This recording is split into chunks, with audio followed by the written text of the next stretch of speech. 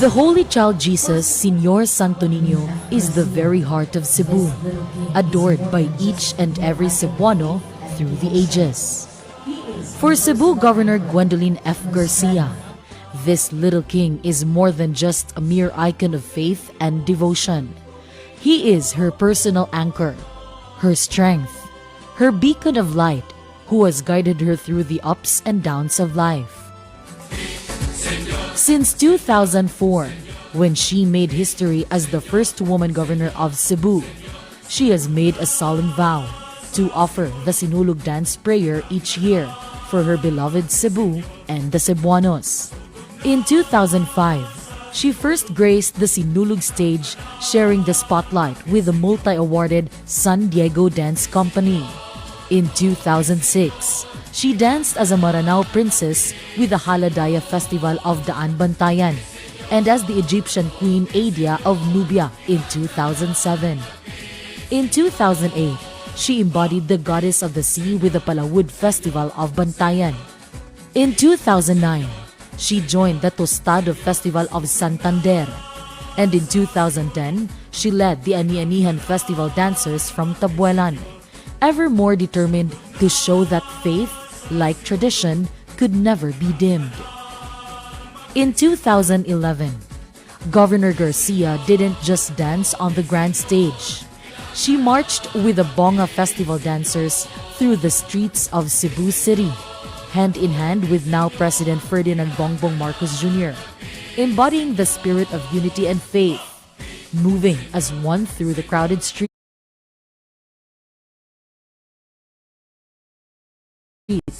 with her heart full of gratitude. In 2012, she graced the Sinulog stage once again, this time in a Spanish-inspired costume, dancing alongside the La Torta Festival contingent of Argao, a moment that felt both dramatic and historical.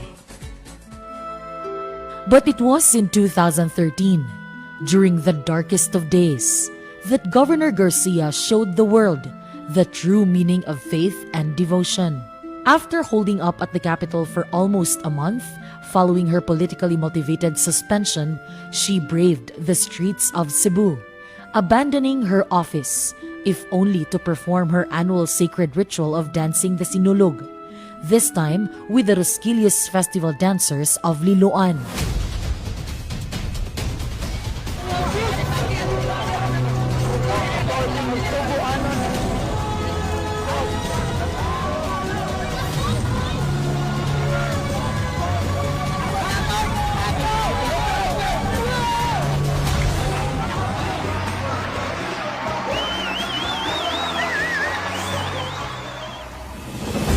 For all its depth and meaning, it was a Sinulog dance unlike any other, fully entrusting herself to the mercy of the Santo Niño as she was at the lowest point of her political career. Every step she took was a prayer, imploring the child Jesus to help her weather the storm, for the truth and justice to come to the light. In that moment, she wasn't just a political figure. She was a woman of faith, moving with purpose through the chaos, showing the world that her belief in Santo Niño could never be shaken. The following year, having been elected as Congresswoman representing Cebu's 3rd District, she returned to dance with the San Diego Dance Company, a performance that marked the last time she took the stage for years, as she navigated a new chapter in her life. During the next 6 years that she was a congresswoman, she prayed in silence, her heart ever grateful to the Santo Niño. As fate would have it, she made a successful comeback at the helm of the capital when the Cebuanos elected her to an unprecedented 4th term as Cebu governor in 2019. With her return, she came out of a 5-year hiatus, gracing the Sinulog stage once again in 2020, performing with the Siloy Festival dancers of Alcoy, a magical moment that reconciled her past with a future bright ahead. In consecutive years 2021 and 2022, at the height of the pandemic, live performances of the Sinulog were put on hold. But this did not dampen the governor's festive spirit as she offered the Sinulog dance in front of the Capitol building with a small group of board members and department heads, dancing not only for Cebu but for the world's healing in general. In January 2022, just a month after Super Typhoon Odette devastated Cebu, her dance offering to the Señor Santo Niño took on a deeper meaning, praying for Cebu's recovery and restoration. It was a prayer heard, a cry for help that did not go unanswered. In 2023, Governor Garcia brought her act to the 50th Sinulog sa Carmen after the Sinulog Grand Mardi Gras was moved from its usual venue at the heart of the city to the South Road properties. In 2024, she danced at the Sinulog sa Lalawigan with the Sugat Kabanhawan Festival of Minglanilla.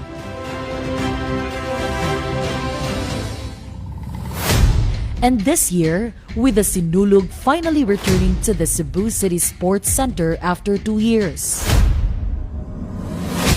Governor Garcia will once again take the stage, this time dancing with the Daguitab Festival of the City of Naga, the champion of Pasigarbo sa Sugbo 2024. Through the trials, the triumphs, and the tears, Governor Garcia stands as a living testament to the unbreakable power of faith and the healing comfort that the Santo Niño brings to the lives of his faithful devotees. It is in her belief that no storm is too great, no obstacle too strong, when the Holy Child walks beside you, guiding your every step of the way. Viva Pit Señor sa Sugbo kini! Viva! Viva! Viva!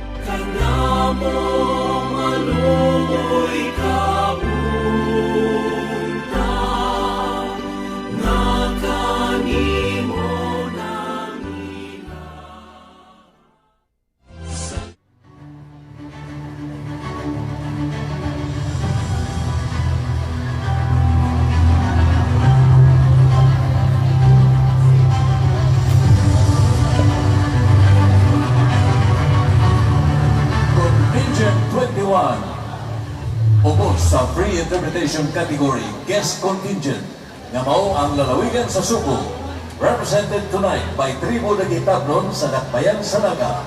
Kini maong guest contingent paguluhan sa labing unang babaeng gobernador sa Subo o numero 1 gobernador sa tibuok Pilipinas, Governor Gwen Garcia.